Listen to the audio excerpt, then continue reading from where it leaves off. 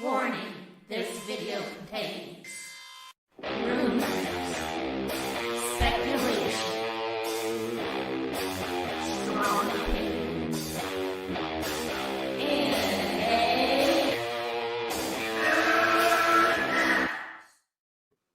Welcome, Geeks, Gamers, Nerds, and Players. Are you ready for some Disney Plus entertainment?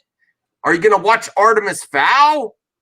I'm going to watch a review from Grace Randolph beyond the trailer. I forgot about this movie, Sci-Fi. I forgot it was coming to Disney Plus. So did I.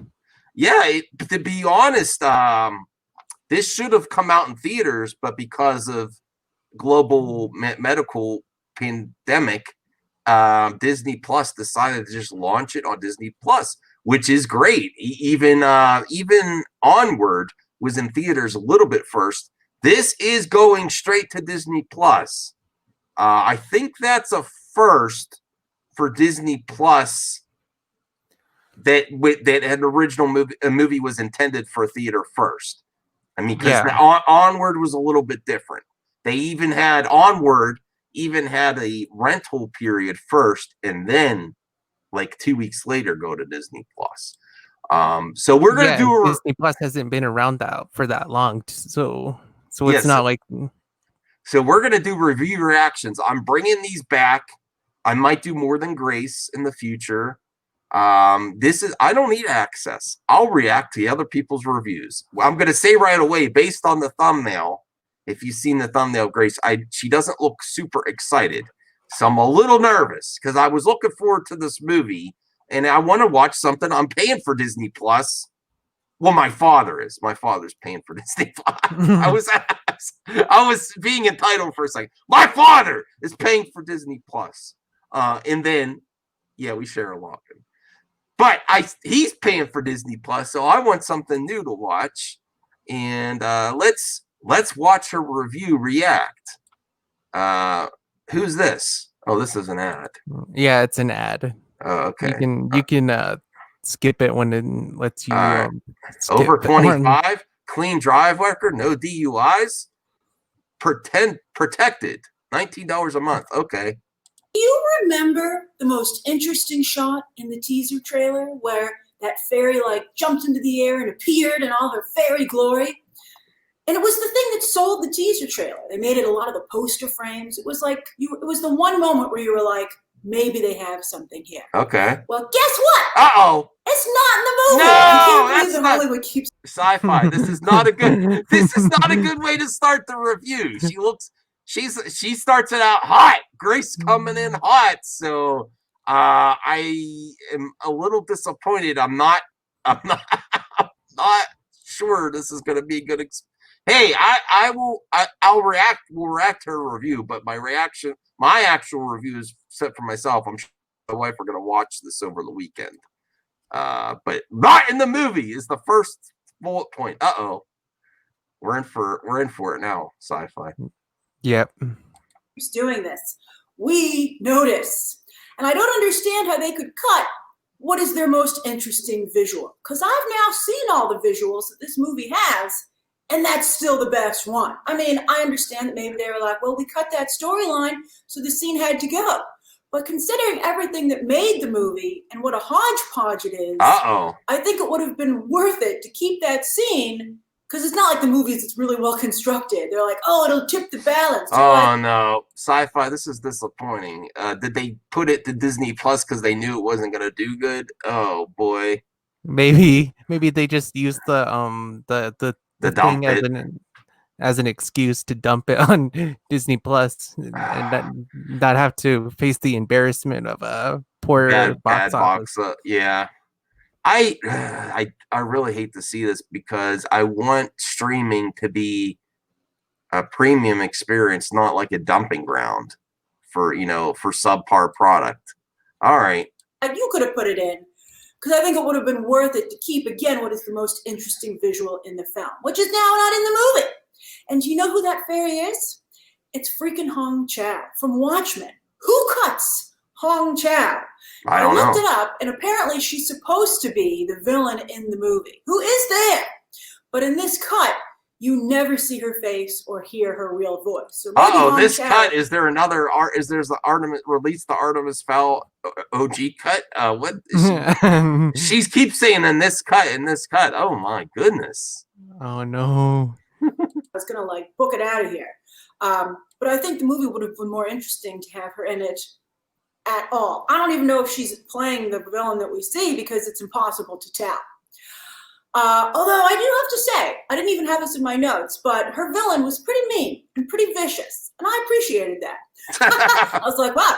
And she had one good line. I don't want to give it away, but it rhymed. I'll just give it so you'll know it when you hear it. And I was like, that's pretty good. That's pretty boss. I hope it was you, Hong Chow. She should get more work. All right, so what's left in the movie? Well, it's a movie where Artemis Fowl, and this occurred to me at the end, I was like, wait a minute, because he doesn't leave his house until the end of the film. Everything takes place at his home, which makes it sort of a fantasy Home Alone film. But unfortunately for Dia Shaw is no Macaulay Culkin. I don't want to say bad things about a child actor. In fact, I know that at least one of you who went to school with Dia Shaw knows him. And I'm glad that he got this exciting opportunity. But I do think no Macaulay Culkin. He's a weak point in the cast. Oh no! But also there are other problems because we leave the house, and we spend so much time establishing the fairy world that the Fowls, senior and junior, aren't particularly well established in their own movie. Like I know more about the fairy world than I do about the Fowls. Okay. The Fowls are almost an afterthought, which is weird because the movie's called Artemis Fowl. And it doesn't help that Artemis Fowl's origin story, at least here, is basically Lara Croft's. And I just saw Lara Croft's. I mean, their dad's hidden studies are pretty much exactly the same. I was like, wow, how many kids in the UK area did this happen to? Apparently a lot. Now, what's supposed to set Artemis Fowl apart is that he is supposed to be a villain, like a little Damian Wayne. And we all know how much I love Damian Wayne. But here, Artemis is a criminal mastermind for like a hot minute. He's like mean to his therapist. That's it. And that's unfortunate. He keeps calling himself a criminal mastermind. And I'm like, are you though? I haven't seen you do one evil thing, quite frankly. And you never see his dad do anything evil either. He and Holly Short also go from adversaries to BFFs just as quickly. And I know I didn't read these books, but I've seen many of you who have complained. This is upsetting. This is going towards like Disney Wrinkle in Time or the Nutcracker movie. I think this is that type of production. Unfortunate. Yeah. I mean, I wasn't expecting major things, but man, I'm doubting I even want to watch this. No, I'll still watch it. Okay, I'll give you my review maybe. Complaining that they're not supposed to start out as friends, and they don't, but they basically do. Now, the movie also spends so much time talking about what happened before this film and setting up what will happen next. You're like, why did we even bother with this middle chapter? Why don't you tell either of those two movies? So yes, this is another one of those Disney films that doesn't quite work. They mostly make amazing movies, and that's why they dominated the box office. But occasionally, they misfire. And all those misfires, interesting, look exactly the same. But they suck us in with that wonderful Disney Castle logo at the beginning. And I have to say, it was nice to see that. I settled in with my Disney Plus screener, and I was like, did you like Tomorrowland? It's watchable. I will say the movie's watchable. That's thanks to two seasoned professional actors who go all in. Judi Dench and Josh Gad. Colin Farrell, barely in the movie. Don't watch this movie for Colin Farrell, because he's not really in it. Judi Dench is playing, wait for it, a fairy Commissioner Gordon. Really, that's really what she's playing. And at one point, she looks odd there. Not, the camera zooms in on her. She comes off of like a fairy spaceship, right? And she says, "Dirty Harry style, top of the morning to you." I wonder how many takes she had to do without her snickering or someone behind the camera snickering and ruining it.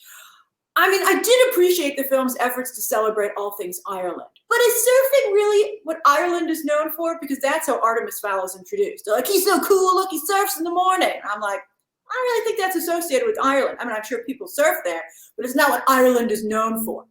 Also, the movie, I mean, I don't know. I'm curious, if you're in Ireland, that's up to the movies to do the research. Like, tell me more about Ireland. I've actually know some people who've been to Ireland, and they said it was lovely, really nice. And you saw very little of Ireland in this movie because, again, you really only were at Artemis Fowl's house. And the movie also is overwhelmingly modern, both the human world and the fairy world. So it doesn't have that timeless magic that you associate with Ireland or fairies, to be honest with you. Why can't Disney get these types of movies right? This is unfortunate. Like these live action with mix them with fairy world and magical Nutcracker worlds. Yeah, I mean, Wrinkle in Time, Nutcracker. Even like the second live action Alice in Wonderland, through the looking glass. Yeah, so if Disney's not remaking something live action, they really struggle. They really struggle. That's unfortunate. I wanted this to be good. Listen, I didn't have like high expectations, but I wanted it to be good for the kids. Yeah. And I enjoy it. And it sounds like one of those movies that has like really modern type of humor and pop culture references. That's the way that Grace is kind of making it out to be, a sort of. Also, it looks like another movie that's so focused on things that happened before and setting up things that'll happen after the movie that you'll never get a sequel for. I cannot stand movies like that. They create a world, they don't show you everything, and like, this happened before, and then the next movie it's going to be really amazing, and you never get the sequel. You're never going to get a sequel. I don't think. This doesn't sound like it.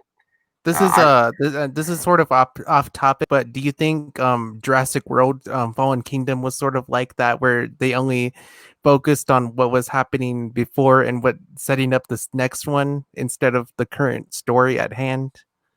Or no, I think it did enough to in that current timeline. Plus, it Jurassic World, they're getting a sequel based on the first one. Yeah, of course. That's the difference. Just based on the first Jurassic World, I think it made $1 billion. If I can remember. But yeah, I can't stand when you're setting up trying to set up a franchise, you allude to things and you never get to it. That's so frustrating, even to watch as because you're not, this is never getting a sequel, probably.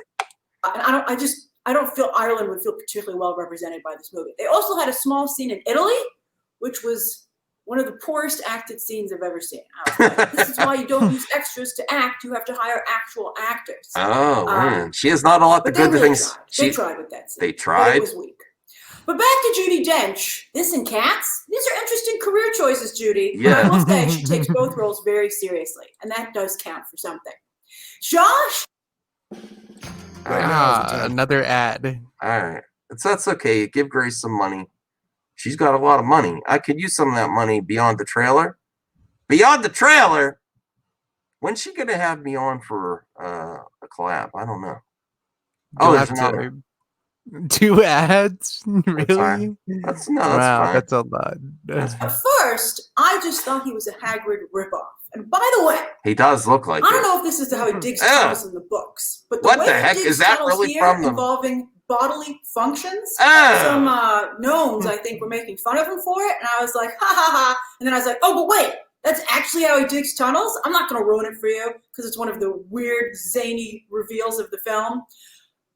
But I was shocked. I was not only shocked at how he dug tunnels, but how the movie worked very hard to show you and think it out, all the logistics of it. I was like, that's weird. Let's just say it involves specially designed underwear. What? What?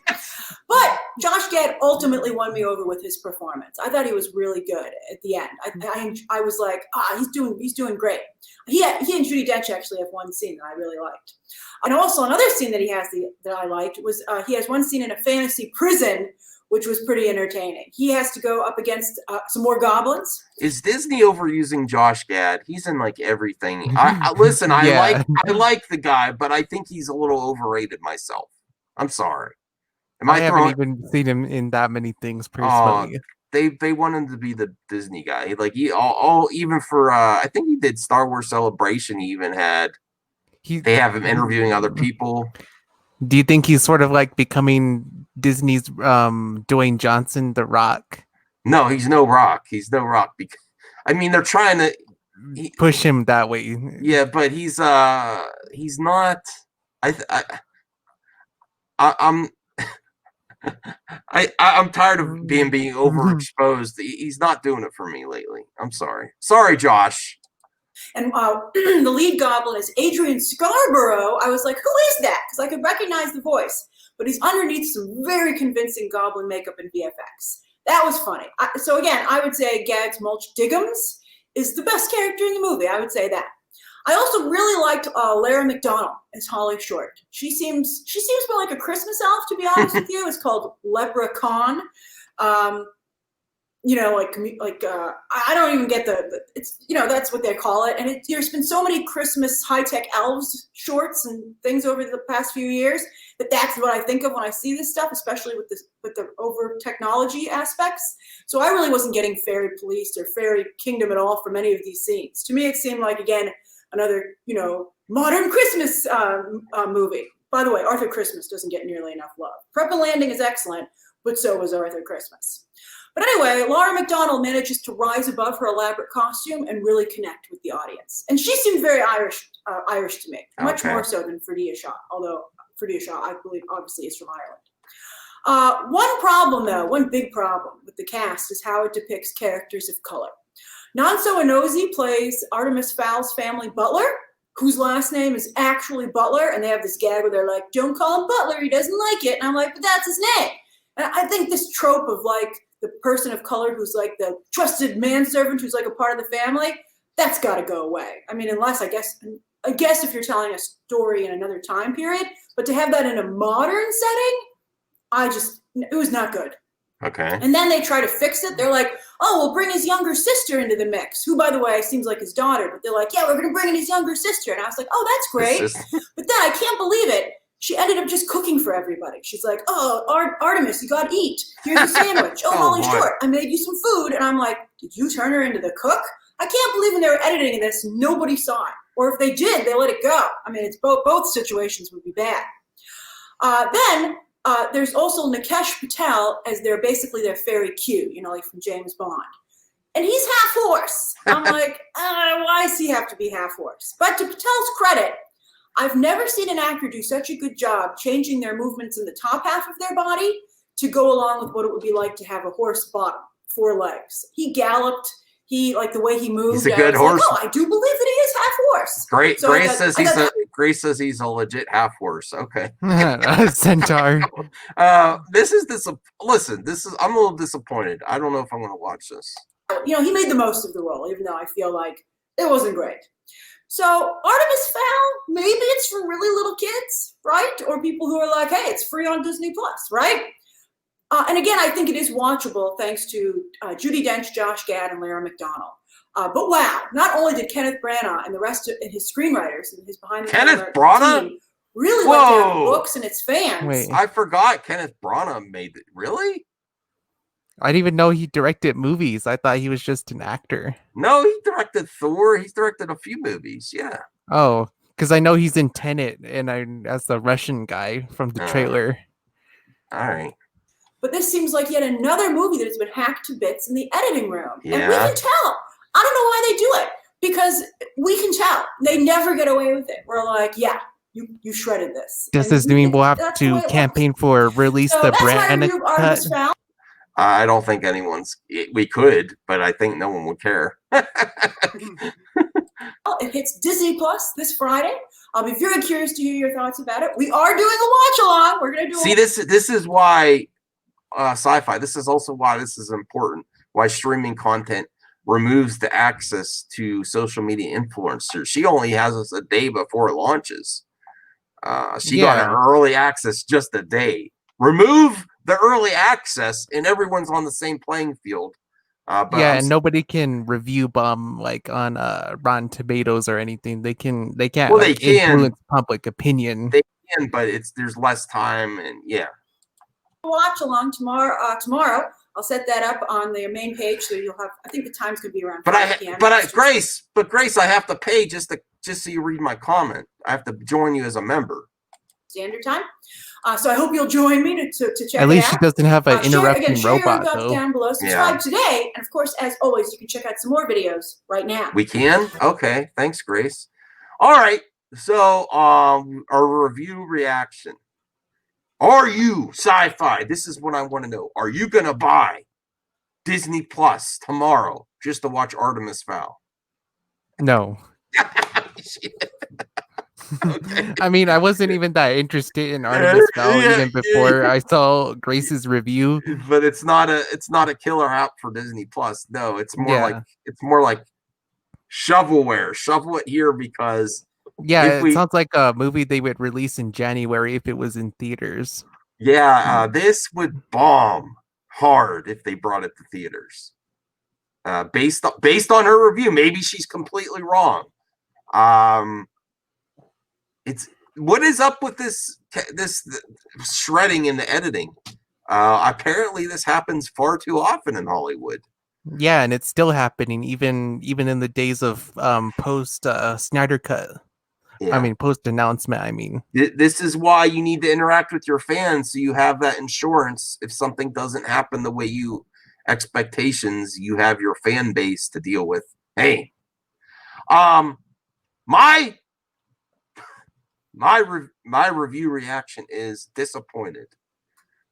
Is Grace's hot take, her review above average? It's not a hot review, except for Grace being in it. But it's above average because she really gives the critiques. She's not playing softball. And she's not like super emotional either. She's not like yelling or screaming or anything like that for entertainment. She sounds disappointed. That disappoints me. Unfortunately, these streaming services, they have to be accountable. They're not having much content, and anything that's released is subpar so far. Until we get back to Mandalorian season 2, which sci-fi, you got to get Disney Plus so we can watch eventually, so we could do Mandalorian season eventually. 1 before season 2, because I think you'll love it. I think you'll really like it. All right, so that's our reaction. Artemis Fowl movie review for Disney Plus. Disappointed. I'm unsure if I'm going to watch it, and Artemis Fowl 2 will never happen. It seemed like, unfortunately. Yeah. All right. Well, tune in tomorrow where we bring back movie. I'm going to do Movie Madness tomorrow, I think. I also have a watch party for Rise of Skywalker. Oh no! You can join it too, but you don't want to watch it. I don't know. Maybe I might watch it one of these days. I'll have to see how I feel. Watch. Were you busy tomorrow? Watch Last Jedi and then watch Rise tomorrow night at 10:30 Eastern. Yeah, I'm busy tomorrow. Oh, you're busy. Okay, he doesn't want to do it. All right. Bye, everyone. I'll see you later. Yeah. See you later.